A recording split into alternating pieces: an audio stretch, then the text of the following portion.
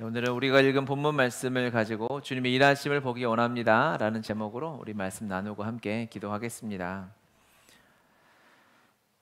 바로가 이 10가지 재앙을 정면으로 맞고 이제 마지막 10번째 유월절 사건을 지나면서 이스라엘 백성을 내보냈죠.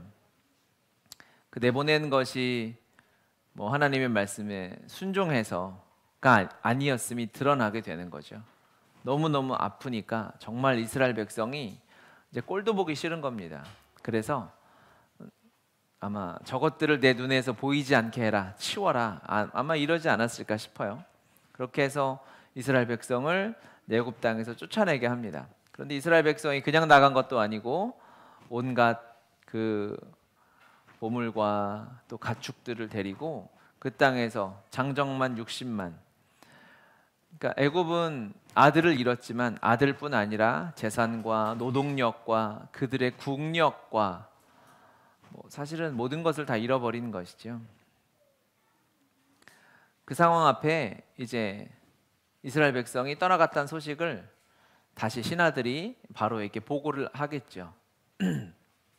그랬더니 바로가 이제 5절 그 백성이 도망한 사실이 애굽 왕에게 알려짐에 바로와 그의 신하들이 그 백성에 대하여 마음이 변하여 이르되 우리가 어찌하여 이같이 이스라엘 백성을 우리 성김에서 놓아 보냈는가 하고 바로가 곧 그의 병거를 갖추고 이렇게 합니다.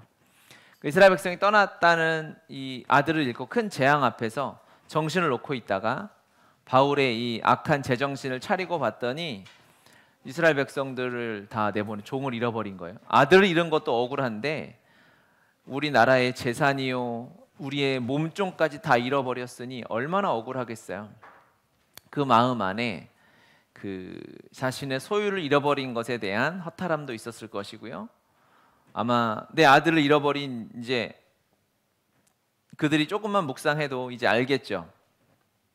장자와 가축의 첫 새끼를 다 잃어버렸는데 이게 누구 때문인가? 하나님의 사람들은 아마 이런 사고를 당했다면 먼저 하나님 앞에 엎드리고 회개했겠죠. 근데 바로는 그렇게 하지 않고 저것들 때문이다 라고 손가락질하면서 이제 이스라엘 백성들을 향한 복수심 같은 감정이 이제 끌어올랐을 것입니다. 그리고 이제 병거를 다 동원해서 이스라엘 백성들을 추격하는 거죠. 바로는 지금 딱 봐도 굉장히 감정적인 상황인 거죠. 이성적인 판단을 전혀 하지 못합니다. 10가지 재앙을 다 맞았음에도 불구하고 이 작은 감정 하나에 시달리니 감정적인 사람은 온전한 판단을 할 수가 없잖아요. 그러니까 이 감정이라는 것이 바로의 감정이라는 것이 어디로부터 온 것일까요? 감정은요, 과거로부터 기인하는 감정은 불안하고 두렵고 절망입니다. 하지만 미래로부터 오는 감정은 하나님을 향한 소망이거든요. 바로는 과거에 매여 있었던 사람이에요. 과거에 내가 빼앗겼던 것, 잃어버렸던 것, 내가 당했던 것, 이것에 매여 있으니 사람이 감정적이 되겠죠. 그래서 그것에 시달리고 아쉬워하면서 살아가게 되는 것입니다. 주변에도 또 우리 자신도 굉장히 감정에 민감하고 감정적인 사람이 있을 거예요. 그의 타고난 성품일 수도 있겠지만 그것은 어찌 보면 핑계가 많고 주님 안에서 변하지 않는 사람은 없습니다. 아멘. 여러분도 다 변하셨잖아요. 여러분 이런 사람들이 아니었잖아요. 내가 감정적이고 해도 우리가 이렇게까지 된 것은 하나님의 기적입니다. 아멘이 더 마음 깊은 곳에서 올라오는 걸 제가 막 느끼는데 과거에 매여 있는 사람은 철저하게 감정적이에요. 그래서 그 과거가 그의 감정을 사로잡아서 그를 조종하게 되죠. 그래서 이런 사람들을 조종하는 것은 굉장히 쉽습니다. 두려움의 감정을 조금만 밀어넣어 주잖아요. 그러면 이 사람은 금방금방 움직여요. 감정은 하나님이 주신 귀한 것이지만 우리의 삶을 감정대로 결정하면 큰일 나게 되는 거죠. 이 감정과 진리가 하나님 말씀 앞에서 분리되어지고 구분되어져야 성숙한 그리스도인으로 살아갈 수 있는 거죠. 감정대로 살아가면 인생 끝나는 거죠. 망하는 거죠. 영적으로 어린아이 같은 사람들이 이 감정에 아주 내 삶과 내 마음이 조금 더 정확하게 이야기하면 이 감정이 나라고 착각하고 살아가는 거예요. 여러분, 감정은 감정이지 감정은 내가 아니에요. 감정이 나면 나는 우울할 때도 있고 기쁠 때도 있고 막 그러잖아요. 이 감정만 쳐다보잖아요. 그러면 모든 사람이 다 병원 가야 돼요. 다 조울증이에요. 울다가 웃다가 울다가 웃다가 이게 무슨 일인가 싶은 거죠. 감정은 감정일 뿐이죠. 감정을 무시할 수는 없으나 감정에 사로잡혀 있는 사람은 결국 과거에 사로잡혀 있는 사람, 이런 사람을 움직일 때는 그저 그냥 약간의, 제가 동물원에 한번 간 적이 있었는데 거기서 한 엄마가 아이를 밥을 먹이는데 아이들이, 꼬맹이가 밥을 잘 먹기 별로 안 좋아하는 아이들이 많잖아요. 단 거 좋아하고. 그런데 또 밖에 나왔으니까 더 밥 먹이기가 힘들겠죠.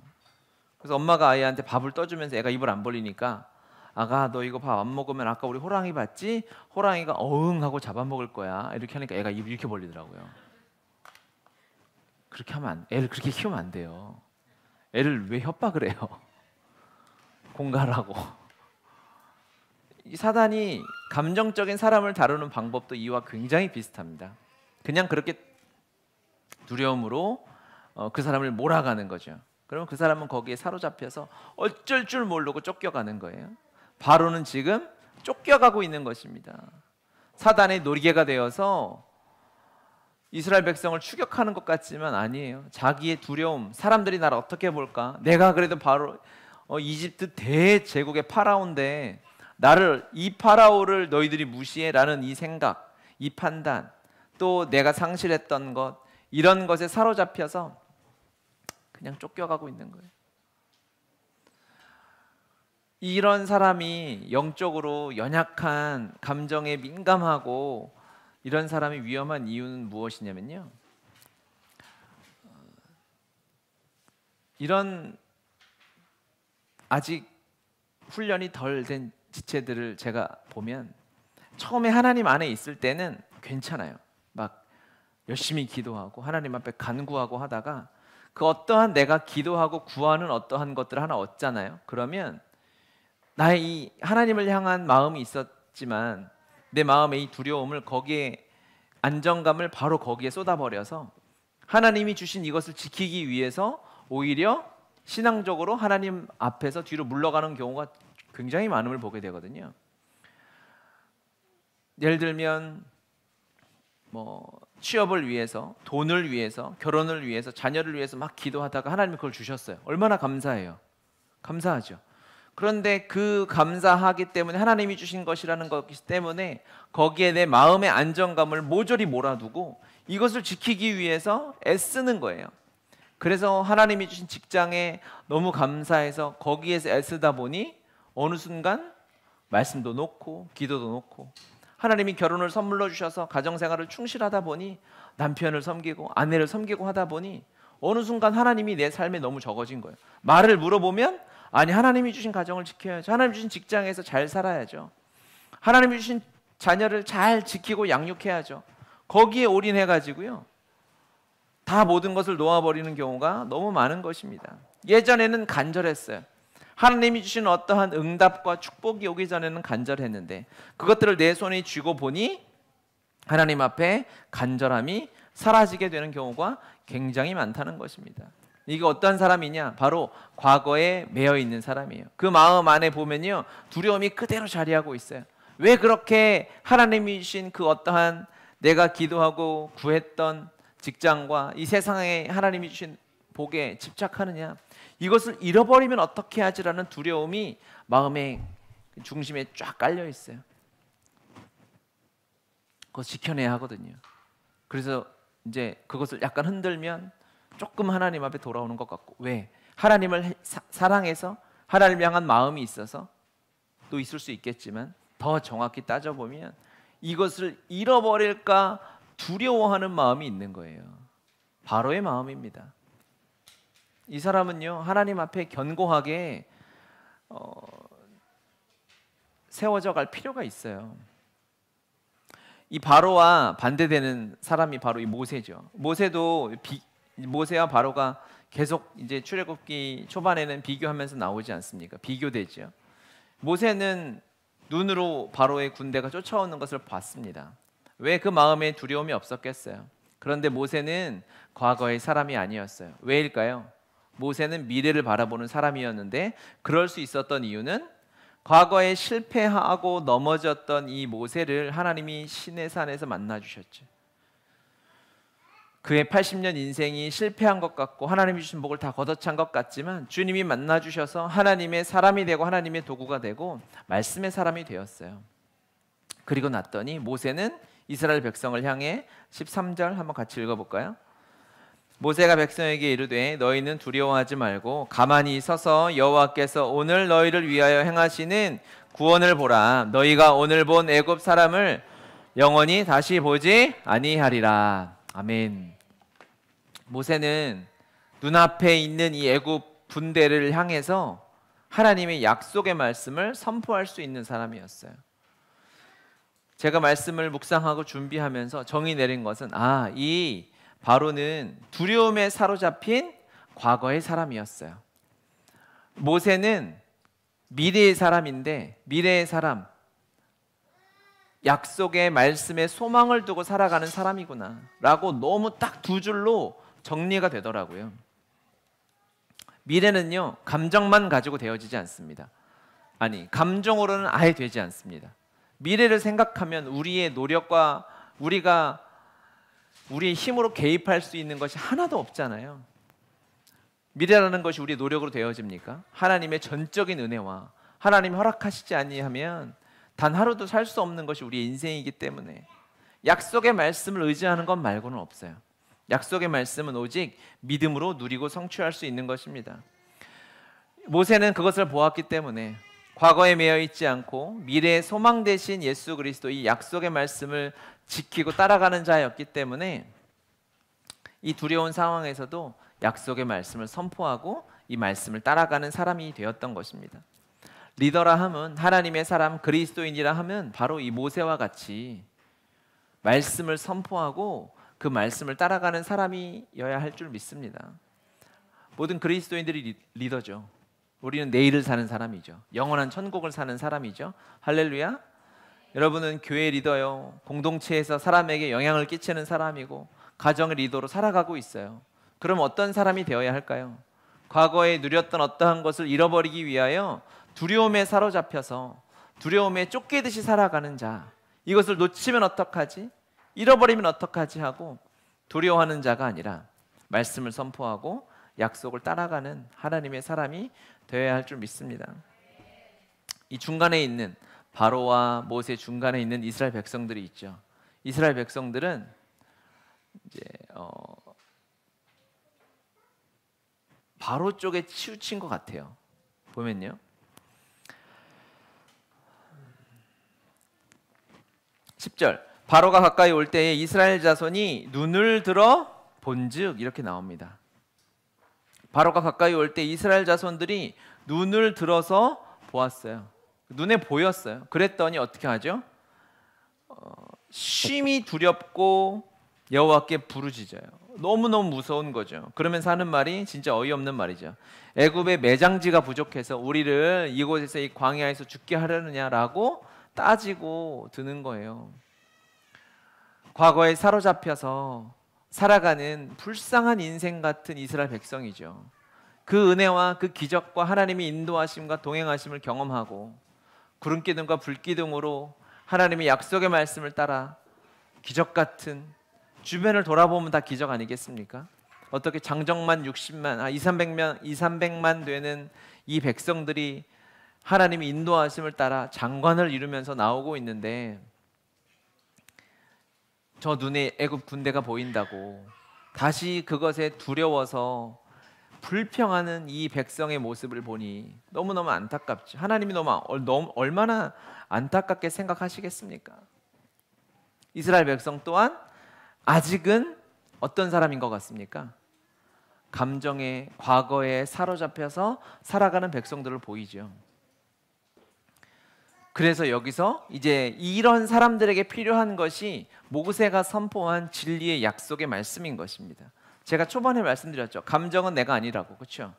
감정이 들 수는 있어요. 그런데 그것을 나라고 여기는 것은 사단의 착각입니다. 여러분, 죄를 짓고 하면 스스로 죄책감이 들고, 또 특히 하나님을 믿고 지금 예배하는 여러분들 막 정죄감이 들잖아요. 그렇죠? 하루 정도 여러분이 진짜 게으르게 사람인지 피그인지 헷갈릴 정도로 막 이렇게 놀고 뒹굴고 하다 보면 밤 정도 되면 스스로 그런 가책이 들지 않아요? 인간적으로 들죠. 그렇잖아요. 마스크 쓰고 지금 다 연기하는 거예요, 지금? 그렇죠. 그런 마음이 들어요. 그래서 스스로를 막 정죄합니다. 뭐야, 나는 내가 성경도 읽어야 되고 기도, 하루 내가 뭐 한 거야? 막 스스로 나쁜 생각하고 막 내 마음으로 모든 악을 다 쏟아내고. 그렇죠. 그런 마음이 들죠. 그래서 더 하나님 앞에 나아가기 힘든 마음도 사실일 때가 있어요. 스스로 그런 정죄감, 죄책감이 들지만 하나님은 나를 그렇게 보실까? 하나님이 그렇기 때문에 내가 주님 앞에 나오려 할 때 발로 차버리실까요? 야, 너 하루 종일 뭐한 짓이야? 너 기도 당분간 안 받아. 이렇게 하시겠습니까? 그렇게 하면 우리야 여기 쓸 수 있는 사람 아무도 없죠. 그리스도 예수 안에서는 결코 정죄함이 없다. 정죄감과 정죄함은 너무 다른 이야기입니다. 그렇죠? 정죄감은 들 수 있어요. 우리도 인간이고 하나님이 양심을 주셨고 말씀이 우리 안에 있으니까. 그런데 그것 하나님이 정죄하시냐? 그건 아니에요. 하나님의 정죄는 십자가에서 끝났어요. 할렐루야. 십자가에서 그리스도가 모든 정죄함을 다 받아서 그곳에서 심판당하셨으므로 예수와 함께 죽은 자, 거기서 모든 정죄함이 끝났습니다. 회개함으로 하나님 앞에 나아감으로 무릎 꿇음으로 우리가 하나님의 자녀됨을 회복하는 일만 남은 것이죠. 아멘이십니까? 그래서 말씀을 같이 로마서 8장 1절 2절을 읽어보면, 그러므로 이제 그리스도 예수 안에 있는 자에게는 결코 정죄함이 없나니 이는 그리스도 예수 안에 있는 생명의 성령의 법이 죄와 사망의 법에서 너를 해방하였음이라. 아멘. 아멘. 아멘. 하나님의 이것이 진리인 것이죠. 내 마음은 난 여전히 힘들고 괴로워. 나는 우울해, 답답해. 이런 어려운 마음들이 나일까요? 아니, 하나님이 보시는 그것이 진리 아니겠어요? 하나님이 우리를 향한 정죄함이 없다는데, 주님이 우리를 사랑하시는데 예수님만큼 사랑하신다는데요. 하나님이 우리를 너무 사랑하셔서 성전 삼고 싶으신다는데요. 이것은 너무 사실입니다. 이것을 우리는 진리라고 하는 것이죠. 아멘이십니까? 그래서 제가 예를 들어서 표현하는 거 있잖아요. 우리의 감각으로 감정으로 느끼는 것보다 더 실제가 하나님의 말씀이라고. 여러분이 저를 보셔서 제가 여기 서 있지만 제가 서 있는 것보다 더 실제가 하나님의 말씀이라니까요. 이것을 믿음으로 받으시길 바랍니다. 아멘. 우리는 태어날 때부터 죽을 때까지 느끼면서 감정으로 살아가니 이거 너무 큰 선물이지만 이것이 다가 아니라는 거예요. 그것을 뛰어넘어 하나님의 말씀을 의지하고 주님의 약속의 말씀을 의지하여 나아간 하나님의 사람들 되시길 바랍니다. 이 이스라엘 백성, 아직은 과거에 사로잡혀서 내가 과거에 누렸던 것, 과거에 좋았던 것, 또 이것을 잃어버릴까 두려움에 살아가는 이들에게 필요한 것이 바로 모세를 통한 약속의 말씀이었어요. 할렐루야. 아멘.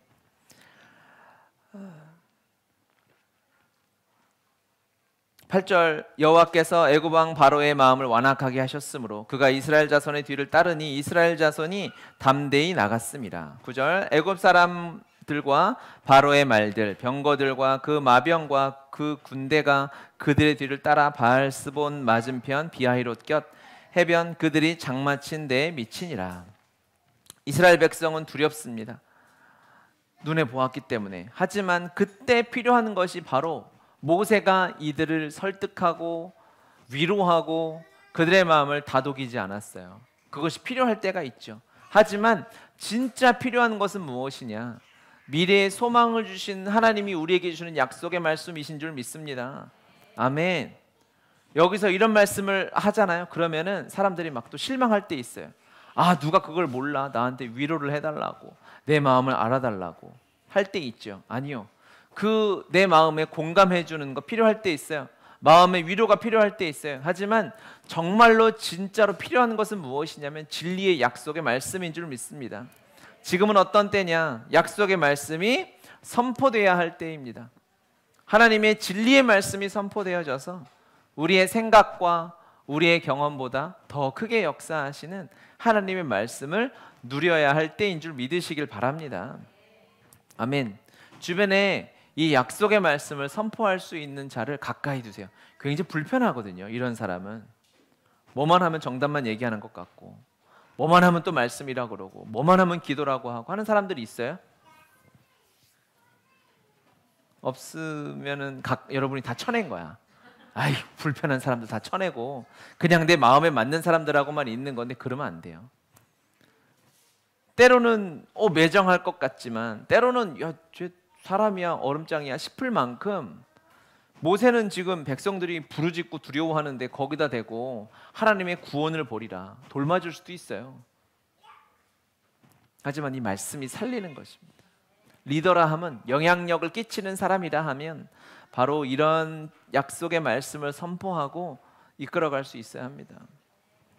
그것이 진짜 승리이기 때문이죠. 그래서 이 바로의 모습을 보잖아요. 그러면 바로가 했던 6절 7절 다시 읽어볼게요. 바로가 곧 그의 병거를 갖추고 그의 백성을 데리고 갈새 선발된 병거 600대와 애굽의 모든 병거를 동원하니 지휘관들이 다 거느렸더라. 이제 바로는 너무너무 억울한 거죠. 그리고 아마 여러 마음이 있었을 것 같아요. 첫 번째는 복수하러 가야 하니까요. 진짜 억울하죠. 너무너무 억울하고 복수심이 가득 차 있으니 복수하기 위해서 자신의 군대를 총동원했을 것입니다. 또 하나는 이스라엘 백성이 보통이 아닌 거예요. 저거 오합지졸인 줄 알았는데 뒤에 배경으로 야훼라는 신이 함께 하니까 저거 무서워서 보통으로 안 되겠다. 애굽이 동원할 수 있는 최고의 무기와 군대를 총동원해가지고 지휘관까지 다 동원하는 거죠. 싸울 수 있는 풀 파워를 가지고 이제 이스라엘 백성을 쫓아가는 거예요. 우리는 알죠. 이 바로가 지금 싸워야 될 대상이 누구냐면 홍해 바다랑 싸워야 되는 거예요. 싸울 대상이 이스라엘 군대였으면 이것이 너무 지혜롭고 합리적이고 올바른 전쟁 준비이지만, 여호와 하나님과 싸우는데 군대가 무슨 소용입니까? 이거 얼마나 어리석은 짓이에요. 홍해가 덮칠, 우리는 알잖아요. 그러면 지금 병거를 준비할 게 아니라 일단 홍해를 건너야 되잖아요. 거기 덮칠 테니까. 그러면 수영복을 입든가 뭐 튜브를 준비하든가 해서 싸울 준비해야 되는 거잖아요. 너무너무 바보 같은 모습이죠. 전쟁은요, 싸울 대상이 누군지를 바로 알아야 제대로 전쟁할 수 있는 거예요.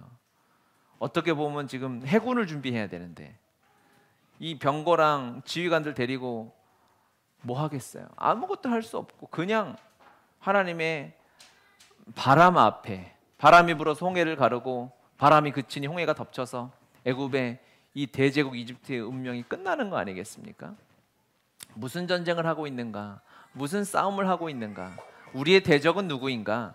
그래서 그 대적과 우리가 예수 이름으로 돌파해서 싸워 나가려면 무엇을 준비해야 하는가? 그것을 바로 알아야 하는데 이 바로는 그것을 제대로 알지 못하고 어리석은 전쟁을 준비하고 있습니다. 여러분, 우리는 이 세상을 살아가며 무슨 싸움을 싸웁니까? 누구와 싸움을 싸웁니까? 어떤 싸움을 싸우나요? 하나님이 우리를 세상으로 보내심은 승리를 가져와라 라고 하는 거죠. 할렐루야, 아멘이죠. 이제 우리가 오늘 예배하고 또 세상으로 파송받아 가정에서, 일터에서, 여러 사람들 안에서, 공동체 안에서, 가족들 안에서 살아가게 되겠죠. 거기서 승리를 가져와야 되는데 우리가 그것을 승리하기 위해서 무엇을 준비해야 할까요? 이렇게 얘기하니까 또 기도하라는 거구나, 또 말씀 보라는 거구나. 답은 다 알죠. 실제로 그렇게 될까요? 아니요. 세상을 우리가 우리의 다음 세대를 키우는 모습을 보면 알아요. 저 아이들 세상에 보내서 하나님의 나라 이루어야 되잖아요. 무엇을 해야 할까요? 열심히 공부도 해야 되겠죠. 사람들과 좋은 관계도 인성도 키워야 되겠죠. 하지만 우리의 싸움은 그 싸움이 아니에요. 바로 같은 거예요. 그것만 하면 그게 주가 아니고. 그렇죠. 이 땅을 우리가 내일을 살아갈, 미래를 살아갈 다음 세대뿐 아니라 우리도 마찬가지. 우리도 내년을 살고 내후년을 살고 10년 후를 살 거 아니겠습니까? 여러분 10년 후에 싸울 싸움을 어떻게 준비하겠습니까? 영적인 싸움 아니겠어요? 그 싸움의 현장에서 영적 전쟁의 한복판에서 우리가 승리하기 위해서는 어떤 무기를 준비하고 나아가야 될까요? 오직 주의 말씀인 줄 믿습니다. 영적인 전신갑주를 우리가 입고 나가야죠. 믿음의 방패를 들고 의의 흉배를 붙이고 말씀의 검을 들고 구원의 투구를 쓰고 나가야 될 줄 믿습니다. 이것을 우리가 잘 준비하고 있는가? 이 싸움을 잘 싸우고 있는가? 이것이 점검이 돼야 돼요. 우리의 다음 세대 무엇을 준비시켜서 키워야 할까? 우리가 누구를 새신자를 나의 순원을 함께 나아갈 때 결혼을 준비하는 분들 자녀를 키우려고 준비하는 분들 다 내일을 준비하는 것이죠. 어떤 준비를 해야 할까요? 결혼 잘하기 위해서 저도 이런저런 어떤 결혼 예배학교도 가고 기도도 하고 많이 하고 준비해야 될 것들이 많이 있죠. 결혼을 앞두고 무엇을 해야 되겠습니까? 기도로 준비하지 않고는 없어요. 제가 임신하는 지체들 자녀 낳기 전에 항상 하는 말이 있죠. 아기 태어나는 순간 너의 기도는 거기서 끝난다. 애가 밖에 나오기 전에 기도를 쌓아놔라. 저는 강력하게 얘기하거든요. 모세처럼 얘기하거든요. 하지만 이 말을 바로처럼 흘려들었다가 지금 울고 있는 영혼들이 여기저기 많이 들려요. 우리의 싸움이 무엇을 향한 싸움인지를 정확히 알아야 합니다. 일터에서 일하시는 직장인들 동일한 적용이 있어야 되겠죠. 거기서 여러 세상의 유혹들이 있을 것입니다. 우리가 지난 금요일까지 이제 재정 강의도 이번 학기 마치고 했는데 재정적으로도 깨어 있어야 되겠죠. 이것을 하는 원리가 무엇입니까? 하나님과의 올바른 관계죠. 이 세상의 이 자본주의 한복판에서 하나님과 바른 관계를 세워가야만 그 사람이 가는 곳에서 하나님의 승리를 취할 수 있고 누릴 수 있고 그리고 믿음으로 볼 수 있는 것입니다. 할렐루야. 아멘. 13절 14절 같이 읽어보겠습니다. 모세가 백성에게 이르되 너희는 두려워하지 말고 가만히 서서 여호와께서 오늘 너희를 위하여 행하시는 구원을 보라. 너희가 오늘 본 애굽 사람을 영원히 다시 보지 아니하리라. 여호와께서 너희를 위하여 싸우시리니 너희는 가만히 있을지니라. 아멘. 아멘. 하나님의 역사, 하나님의 구원을 누리는 방법을 말씀해 주시는 것입니다. 하나님의 구원 역사, 하나님의 일하심을 보는 방법은 두려운 마음, 나의 과거에 사로잡혀 있는 이 나의 옛 자아가 완전히 십자가에 죽었음을 믿음으로 확인하고 가만히 있어서 하나님의 구원을 보는 것입니다. 이 구원만은 사람의 어떠한 도움도 필요로 하지 않는 거예요. 하나님이 왜 이렇게 홍해의 기적을 행하셨을까? 홍해의 기적, 십자가에서 이루신 이 구원을 우리에게 예표로 보여주시는 것이죠. 구원은 이 홍해의 모습을 애굽 군대가 쫓아올 때 이스라엘 백성들이 요청하지 않았고 저들을 다 몰살시켜달라고 요구하지도 않았어요. 우리는 우리의 지혜, 사람의 지혜를 뛰어넘는 하나님의 지혜가 우리를 구원하신 구원인 줄 믿습니다. 에베소서 2장 8절 9절 말씀, 너희가 그 은혜에 의하여 믿음으로 말미암아 구원을 받았으니 이것이 너희에게서 난 것이 아니요 하나님의 선물이라. 그 말씀이 이거예요. 너희가 할 것이 아무것도 없다. 주님이 온전히 주시는 선물이다. 할렐루야. 이것을 하나님이 주시는 이 선물을 받아 누리는 은혜가 우리에게 있어야 될 줄 믿습니다. 그래야만 하나님이 주시는 이 은혜가 얼마나 값진지, 얼마나 놀라운 것인지. 받고 누릴 수 있는 자가 날마다 새롭게 역사하시는 주님의 구원 안에 살아갈 수 있습니다. 하나님의 은혜를 볼 수 있어요. 무언가 여전히 분주하고, 무언가 내가 하나님의 나라를 위하여, 하나님의 의를 위하여 무엇을 해드려야겠다고 생각하고 살아간다면 어느 순간 구원은 내가 도와드려야 되고, 내가 무언가를 해야 내 마음 안에 만족감이 생기게 돼요. 하지만 주 앞에 이 잠잠한 시간이 필요합니다. 하나님의 역사하심을 조용하게 묵묵히 바라볼 수 있는, 하나님의 은혜를 볼 수 있는 눈이 열리는 시간이 필요한 것입니다.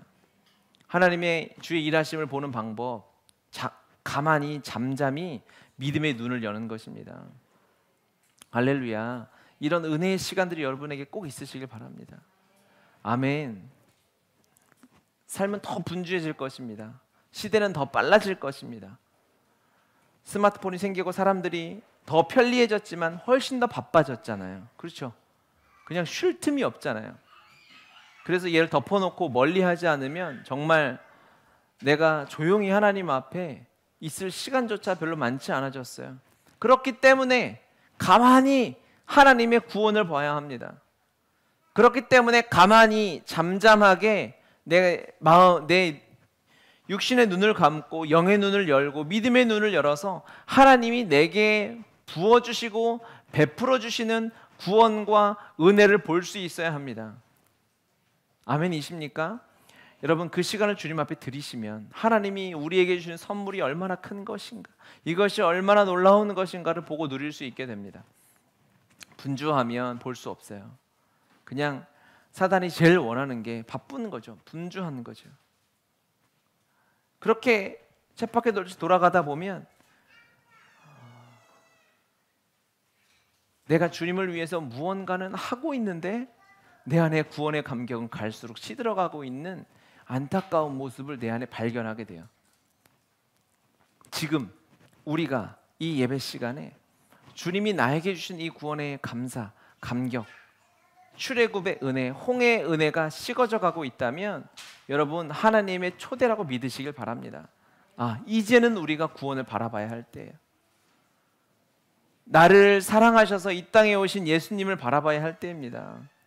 아멘이십니까? 예수님과 동행해야 할 때라는 거예요. 더 주님을 묵상해야 할 때라는 거예요. 우리가 성경 통독을 하면서 이제 성경 통독이 본격적으로 시작은 안 됐고 막 성경을 많이 읽으려고 막 작정하신 분들도 계셔서 읽고 있는데, 이 자체가 우리를 분주하게 하면 좀 내려놓으셔도 될 것 같아요. 내가 어떻게든 목표한, 하나님께 드려야 할 어떠한 그런 목표도 있을 수 있어요. 나는 무조건 하루에 2시간씩 하나님께 기도해야 돼 라고 생각해서 그거에 사로잡혀 가지고 오히려 마음이 더 분주해지는 거예요. 그때는 오히려 그 모든 것을 내려놓고 주님 앞에 잠잠히 성경 필사를 하는데 내가 막 필사를 막 작정해가지고 하다 보니까 팔이 아픈데 써야 돼. 뭐 하는 거 막 써야 되니까 팔 아파. 왜 내가 작정해가지고 막 우리는 사라지고. 여러분, 이 모습이요 그리스도인들에게 똑같이 있어요. 봉사하러 우리가 나오는데 힘든 거예요. 짜증나. 내가 왜 진짜. 그러면서 막 운전하면서 교회 오는 거죠. 이러면 여러분, 잠깐 우리가 하나님 앞에서 주님을 바라봐야 합니다. 이것이 구원의 감격이 사라지는 첫걸음 같아요. 그렇게 되는 것 같아요. 일에 치이고 직장에 치이고 육아에 치이고 가족들의, 사람들의 치이면 주님이 보이지 않아요. 주의 일을 한다고는 하지만 내가 주님을 위해서 무언가는 계속해서 해드리는데 주님이 나에게 주셨던 선물이라고 여겨지진 않는 거예요. 나는 계속 뭘 하니까. 하지만 성경에 보면 우리가 할 게 아무것도 없다는 거예요. 할렐루야. 헌신이란, 내가 주님을 위해서, 주의 일이란 내가 주님을 위해서 무언가를 해드리는 것이 아니라 온전히 나를 들여 주님이 나를 통해서 일하시게 하시는 것이죠. 할렐루야. 같은 말인 것 같지만 행동은 똑같지만 완전히 다릅니다. 주님 앞에 우리가 나의 모든 것을 드리는 결단의 시간, 기도의 시간, 마음의 시간이 있어야 합니다. 가장 불쌍한 사람이 하나님을 믿는다 하면서도 열심히 자기가 하나님을 위해서 일을 해드리는 사람이에요. 주님을 위해 일하는 것은 주님의 방해가 될 뿐이죠. 주님이 나를 통해 일하시도록 만들어야 합니다. 여러분 내일 또 출근하시고 일하실 텐데 여러분이 하지 마십시오. 여러분 안에 계신 주님이 일하게 하십시오. 여러분 내일도 오늘도 가족들과 사람들과 사랑하며 살아갈 텐데 여러분의 노력으로 의지로 사랑해야지, 아껴줘야지, 안아줘야지, 베풀어줘야지 하지 마세요. 그 답 없는 인생을 왜 삽니까? 이미 여러분 안에 주님이 사시는데. 할렐루야. 저 지금 목사님 말이 너무 아름답고 언젠간 되겠지 하는 말이지만 오늘까지는 안 돼서 답답하신 분도 있을 거예요. 그렇죠? 오늘 안 되면 내일 될 수 있는 거 아니에요? 무슨 말인지 이해되세요? 내가 하나님 주신, 여러분이 내 감정으로 머리로는 이해가 안 돼도 성령님 우리 안에 사시잖아요. 나의 입술의 모든 말과 내 마음의 묵상이, 내 생각까지도 오직 주님이 기뻐하시는 예수님과 연합되는 하나 되는 생각이길 원하시죠. 아멘인데 잘 안 되잖아요. 솔직히 우리끼리 닦아놓고 얘기해서 안 될 때 많잖아요. 지금까지 안 됐으니까 나는 몰라, 그냥 하던 대로 살 거야. 이것이 바로가 살았던 사람이에요. 과거에 매여 있는 사람. 하지만 지금 이 시간 말씀 앞에, 그렇지, 다윗처럼 어느 곳에서도 주님을 사랑하고 내 옷을 다 내팽겨치고 주님만 바라보는 삶을 우리가 살아야 되지 않겠어요? 언제부터 가능할까요? 오늘부터 혹시 가능할 수 있지 않을까? 주님 앞에 기도하고 주님이 내 삶을 맡겨주시면, 내가 어제까지 힘들게 어렵게 일터에 나가고 사람들을 만나고 힘들었다면 혹시 성령께서 완전히 내 삶을 사로잡아서 성령 임재가 가득히 임해서 내가 아니라 내가 작은 예수로 살아가면 그곳에서 하나님의 은혜를 볼 수 있지 않을까요? 내일은 혹시 되지 않을까? 우리가 기도하면 주님 일하신다는데 어제까지 안 됐다고, 지금까지 내가 어렵다고 그 하나님 일하심을 이걸 제한하면 안 되는 것이요. 여기서 필요한 것이 약속의 말씀의 선포입니다. 모세처럼 가만히 서서 하나님이 일하심을 보라. 어제까지 비참하고 죄인으로 감정에 눌려 살았던 너를 다시는 보지 아니하리라. 할렐루야. 아멘. 이 진리가 우리를 살게 합니다.